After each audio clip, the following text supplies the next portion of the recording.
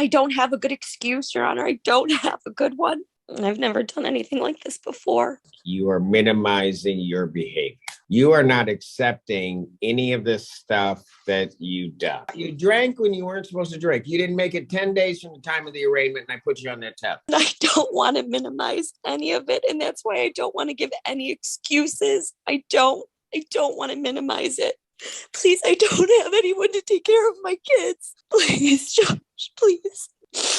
Please. Who would have been taking care of your kids had you killed yourself in the accident?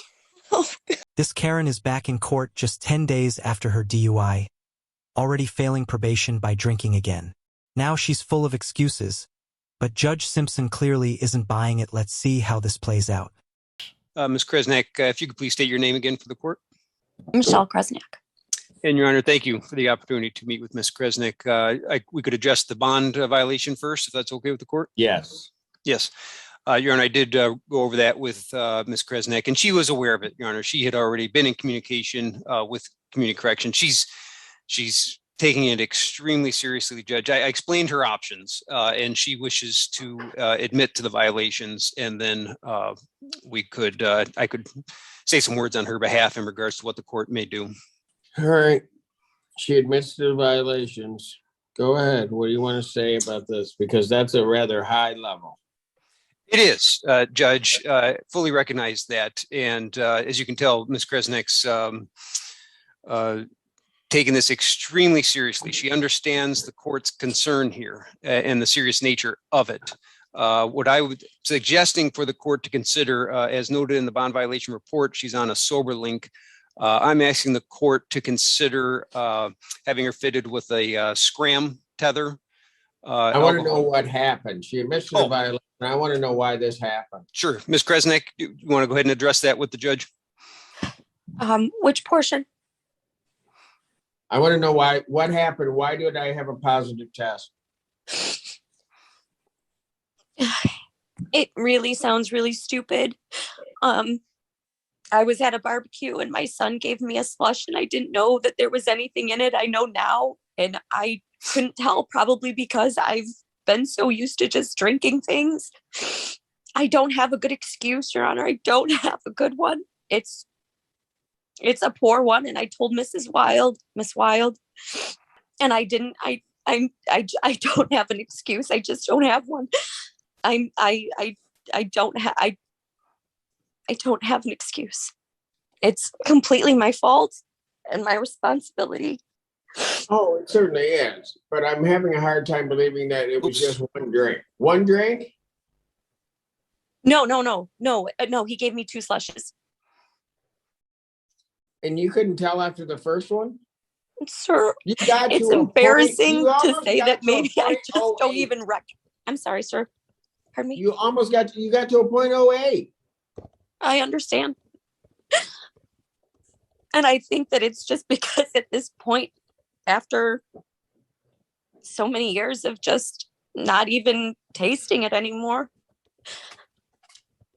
And Your Honor, you know what? She's going to have to give me something better than that, because I'm going to tell you what, Mr. Gallagher. The problem I'm having is presumably it's at least the time that she's been arraigned, since the beginning of this month, she hasn't had anything to drink. But the reality is I arraigned her on April 6th. She didn't make it 10 days. Understood. Before we detect alcohol. And by the way, it's not like I have an 03 where somebody may have taken one drink. She's at an 08 effectively. Fully understand that, Judge. What I was going to suggest is if the court could order that she get involved with treatment, because I've been in communication with Ms. Kirby in regards to this. That may be advantageous to her in terms of possible resolution. No promises, of course, from the prosecutor. But before I'm going to order anything other than jail, she's got to tell me the truth about what was going on and what she was thinking, because I don't believe what she's telling me. That doesn't make any sense. So I'm going to pass it and give her an opportunity. I've been doing this for a little bit. I understand. And what she's telling me, that doesn't make any sense. So I'll pass the matter. We'll call it up at the beginning of our what's that, 2 o'clock? 2 o'clock? Or 2 o'clock block, so she can think about what she wants to tell me. She's back in the breakout room with her lawyer, but breaking probation in just 10 days is almost impossible to spin. Judge Simpson looks over it already, and this feels like it's about to end in total embarrassment. Gallagher, Assistant Public Defender, on behalf of Ms. Kresnik. And Ms. Kresnik, if you could please state your name for the judge. Sure, Michelle Kresnak. I'm having a hard time hearing. My volume's all the way up, so I keep putting the phone to my ear. Okay. And Judge, I did have some further discussion with her. I think she does have some additional information for the court. I probably thought so. Ma'am, what do you want to tell me? I did suspect there was something in there. And you kept I drinking. also, I'm sorry. Go ahead. I'm sorry, I didn't hear you. No, go ahead. I'll Oh, let you finish. I also wanted to tell you that after this happened back in October, November, I did go to my doctor and I asked for something to help be better. Obviously, I know that there's consequences to what I did, but I want to be better, not only just to not be in trouble, but I wanted to be better for myself and for my kids. So I did get a prescription for naltrexone to curb any cravings or anything like that. So I have been taking that since November, and I have been attending AA meetings with my girlfriend down the street. So I have been proactively trying to be better with all of those things. I have started a new job just recently. I've never done anything like this before. And I'm really sorry. Kresnik, tell me why I shouldn't send you to jail.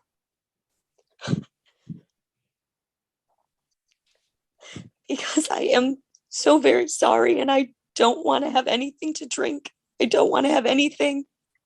And I'm very committed to this sobriety and to being a better person. Not, like I said, not just because I'm afraid of getting in trouble, even though I am. But I proactively want to be better for myself.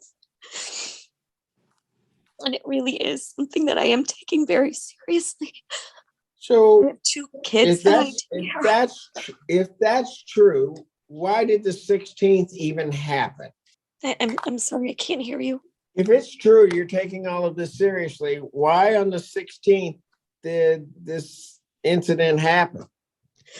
I wish I had a good excuse for it. I just don't. I don't want to excuse any of that behavior. I don't want to make any excuses for it. Just that it is not going to happen again. I can't make any sort of excuse. I can only just beg for some mercy. Kresnik, the problem is you had a chance. Just so that we understand what happened here, and you correct me if any of it's wrong. Sure. So on the 16th, into the evening, you blow a .08. You're then supposed to retest every 15 minutes, and you didn't retest. Then even after that, at that point, quite frankly, Ms. Kresnik, this is the part that bothers me. You're caught. And then they ask you to come in for an ETG, and you don't show up. So I'm having a tough time believing that you're committed to anything. I understand that. I understand how the optics look on it. I really do. I really do. I really do.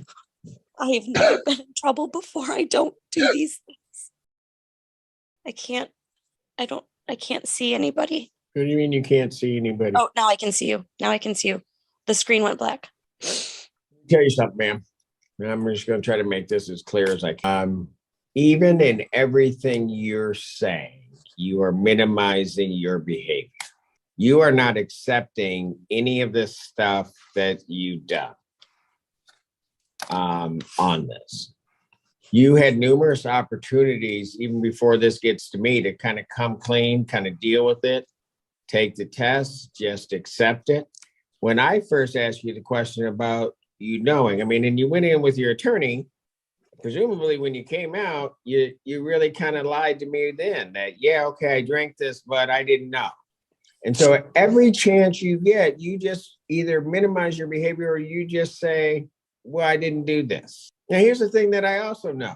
You're also telling me, well, I don't do this. I don't get in trouble. This is my...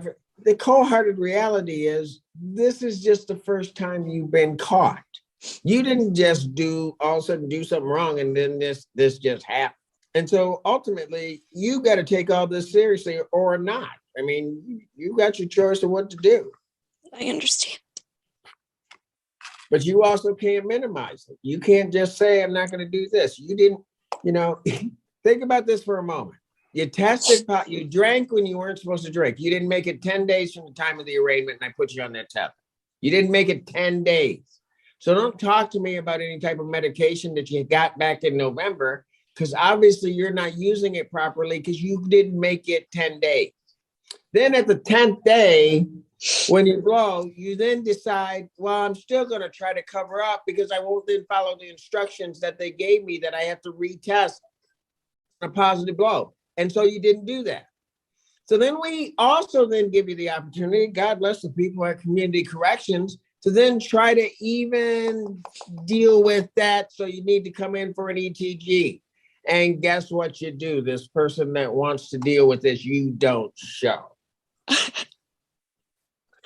And so this is just a series of mistakes. It is. It absolutely is. And I don't want to minimize any of it. And that's why I don't want to give any excuses. I don't want to minimize it. It is super serious. You started with excuses. You started with excuses. I listened very closely to what your counsel said and what you said. Oh, my kid gave me the drink. Okay, they went there and got you the drink. And if you're going to tell me you didn't know what you were drinking, I don't believe you. You started the whole scenario that way. Problem is, your case is such that, at least as alleged, that you were almost a .20. You had an accident. And so if I just accept what you're saying, that at some point, what's going to happen is, you know what? You're going to feel that it's okay just to get into a vehicle. And at some point, you're going to take somebody out. Not happening on my watch. Yes, you are. That's what happens. No, I understand. I understand that that's what happens. And then what would happen is that you'd give some excuse. No. Just like today. Yes. It's my fault. Yes. 100% like my fault. Today. Pardon me? Just like today, you would be giving some excuse. No, I don't have any excuses. So on the violation, you're right, you don't. Judge Simpson shows why he's one of the toughest yet fairest judges. Calm, controlled, and done with her excuses. After failing probation in just 10 days, she's realizing fast that jail is the only outcome left. And Judge, I would just... I've shot them all down. Go ahead, Mr. Gallagher. What do you want to tell me? Well, I was just going to say, Judge, and I've been practicing for a while, and this court's been on the bench for a very long time. But I think that this is someone who's obviously struggling, and one of those first steps is acknowledging that they do have an alcohol addiction issue. And I think some of the reactions that we saw from Ms. Kresnik are very common of someone in those beginning stages that kind of denying or playing off that they don't have a problem, when in actuality they do. And I think she's coming to that realization just in my conversations with her and in hearing her in court here today. I would just ask the court to take that into consideration. Well, I'm taking it into consideration. Okay, Judge. I mean, she's done better maybe than some. Right. Right. What I'm going to do, ma'am, is I'm going to order this. It's now 2:30. I'm going to order that you report to the Washtenaw County Jail by 6 p.m. today. You will serve, instead of the 5 days, I will give you some benefit, and you are to serve 3 days in the Washtenaw County Jail. Upon your release from the Washtenaw County Jail, you will then be reported over to Community Corrections. Your SoberLink will be switched out and you will be placed on a scram tether. We will be monitoring you 24/7. Understand, sir? I just Going started to a new give you job on one. Monday. I'm sorry. I just started a new job on Monday. I lose my job. 6 p.m. today.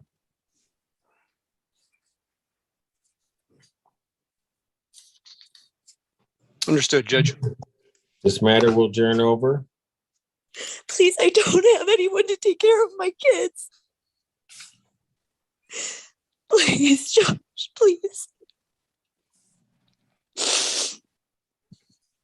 Please. So, who would have been taking care of your kids had you killed yourself in the accident? Oh, God.